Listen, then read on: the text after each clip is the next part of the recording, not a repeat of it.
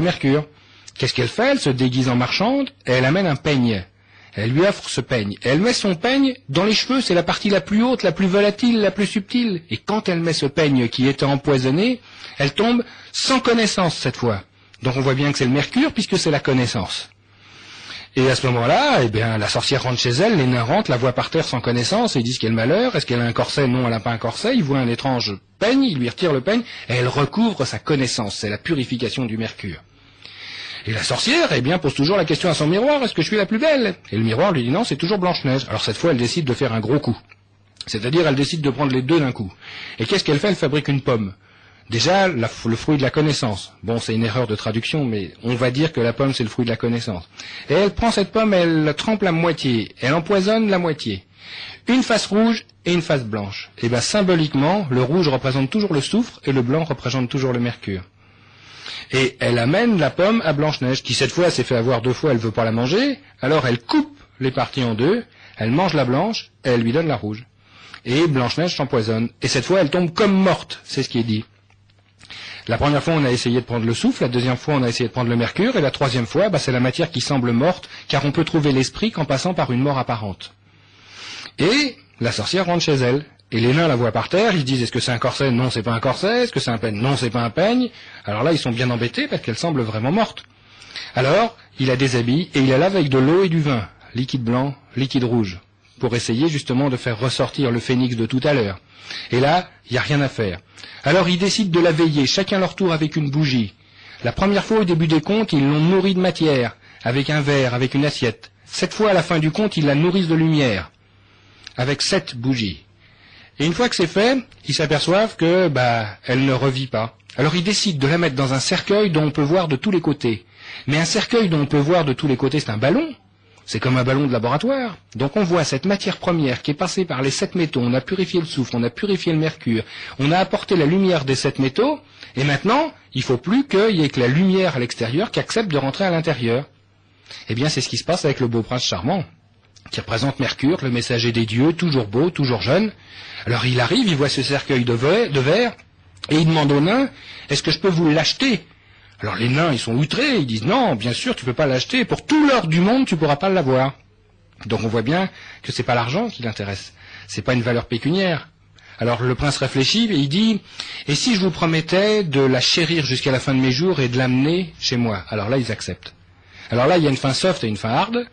Donc la fin hard, il lui fait un enfant, et c'est l'enfant naissant qui la réveille, c'est la conjonction de la matière première et de l'esprit, donc c'est bien la pierre philosophale. Et la fin soft, c'est il a fait emporter par ses serviteurs, il fait emporter le cercueil, il y en a un qui trébuche et il y a le trognon de pomme qui sort. Ce qui l'empêche pas de l'amener dans son château pour lui faire beaucoup d'enfants quand même. Mais c'est pas fini. C'est pas parce qu'il y a la conjonction entre l'esprit et la matière qu'on a terminé. Il reste encore les matières puantes. Parce que la vieille reine, elle est toujours vivante. Alors ils invitent la vieille reine au mariage et ils présentent devant elle des galoches chauffées au blanc. Mais c'est des creusets ça, des galoches chauffées au blanc. Et elle doit les mettre et danser jusqu'à ce que mort s'en suive. Eh bien, quand j'aurai pris ma matière et que je vais la mettre dans un creuset chauffé au blanc, la matière qui danse, c'est ça, hein, elle danse grâce à la chaleur. Et une fois que cette matière puante sera morte, il restera que la matière pure. Eh bien, vous n'écouterez plus jamais Blanche-Neige de la même manière. Non, là, vous avez brisé beaucoup de rêves. Mais pourquoi Grimm a-t-il réalisé c'est presque une formule? Ah, il y a vraiment des modes d'emploi, je pense. Vous en avez une autre histoire de Grimm ou parce que je comptais aujourd'hui vous faire lire une de vos nouvelles, mais elles sont trop longues, hélas.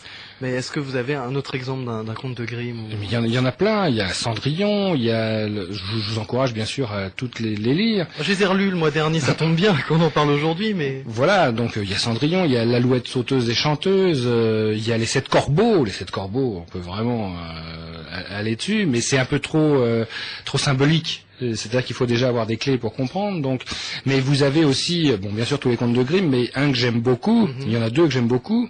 Pas dans les contes de Grimm, mais chez Rabelais ou chez Cervantes, parce que vous remarquerez que Don Quichotte, c'est un grand maigre, et il est avec Sancho Panza, qui est un petit gros.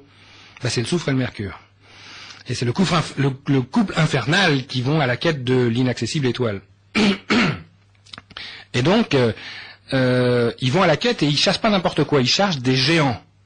Et à l'intérieur des géants, c'est quoi? C'est des moulins à vent. Donc ils chassent quelque chose qui est dans le vent. Et on peut dire en alchimie, on le dit, le vent l'a porté dans son ventre. Donc il chasse bien ça. Et les géants, dans tous les contes de fées, vont avoir un sens très intéressant. Géant, géant, G à l'intérieur, il y a quelque chose à chercher. Alors Rabelais, tous ces géants en plus commencent par la lettre G. Et la lettre G est intéressante parce que si vous regardez sa forme, c'est une spirale qui va vers l'intérieur et qui nous dit va chercher à l'intérieur des choses. Eh bien, vous avez Gargantua, vous avez Grand Gousier, vous avez Gargamel, le père, la mère, le fils, et qui commence et il cherche quoi? La dive bouteille, c'est-à-dire ce qui rend divin, car le vin rend divin. Eh bien, ils vont faire cette quête. Et quelle est cette quête à l'intérieur de la dive bouteille? On a parlé tout à l'heure des 4 éléments, il y en a un 5e qui est au-dessus des autres. Et ce 5e élément, il s'appelle la quintessence. La 5e essence. Eh bien là est leur quête. Et c'est pas Gargantua qui va le trouver, mais c'est son fils. Et pour bien montrer qu'il l'a trouvé, cette quintessence, son nom, il va s'appeler Pantagruel. Panta, comme 5. Et la lettre G qui était au début du nom de ses parents vient après le Panta. Et pour bien montrer ça, chapitre 19 du 5e livre, eh bien, il arrive dans l'île de la quintessence.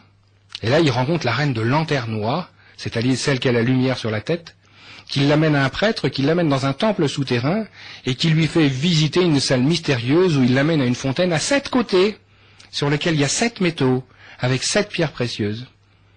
Et à l'intérieur, il trouve la chose qu'il cherche le plus. Et quand il a fini, il est ramené en haut, où on le nomme abstracteur de quintessence. Puisqu'on est dans la littérature, il y a beaucoup de gens qui ont découvert récemment Tolkien grâce au Seigneur des Anneaux. Alors on ne va pas s'attarder sur le film qui passe sur beaucoup de choses, mais dans le livre, dans la série des 3 livres de Tolkien, l'alchimie est présente, très présente. Oui, bien sûr, l'alchimie est présente, mais c'est normal, parce que Tolkien c'est un philologue, donc à l'origine c'est un universitaire quand même. Donc ce qui veut dire qu'il a une connaissance très pointue de toutes les traditions populaires. Donc la tradition populaire est étroitement mêlée à l'alchimie. Alors lui en plus, il parle du petit peuple, il parle de tous les personnages féeriques qui sont particulièrement dans tous les pays du Nord. Donc bon, il y en a partout dans toutes nos contrées. On parlait de la Bretagne un petit peu tout à l'heure. Ben, bien sûr, il y en a plein qui hantent toutes ces contrées. Il a utilisé aussi des vieilles langues, c'est-à-dire quand il parle la langue des elfes par exemple. La manière dont il l'annonce, elle n'existe pas vraiment, mais les runes qu'il utilise, les dessins qui existent, sont une vraie écriture. Donc, il s'est appuyé sur des choses qui sont réelles, qui sont solides. Et dessus, il a fait une quête, qui est, après tout, celle d'un anneau forgé et qui retourne dans cette forge. Donc, c'est celle de la création de l'anneau. On partait d'une énergie indifférenciée et on l'a fractionnée entre les hommes, les nains, les elfes. Et le but du jeu, c'est de rassembler tout ce qui était part pour retrouver cette unité. Alors là, évidemment, ça se fait un peu dans la douleur, c'est-à-dire qu'il n'est de rassemblement possible que contre un ennemi commun. Et la quête, finalement, c'est de dire que même quand cet ennemi commun aura disparu, eh bien, le fractionnement devra disparaître avec. Et bien sûr qu'il a utilisé tous les symboles, il a utilisé les métaux, même quand il parle de mithril. C'est un métal qui existerait, pas sous cette forme-là bien sûr, mais qui est un métal au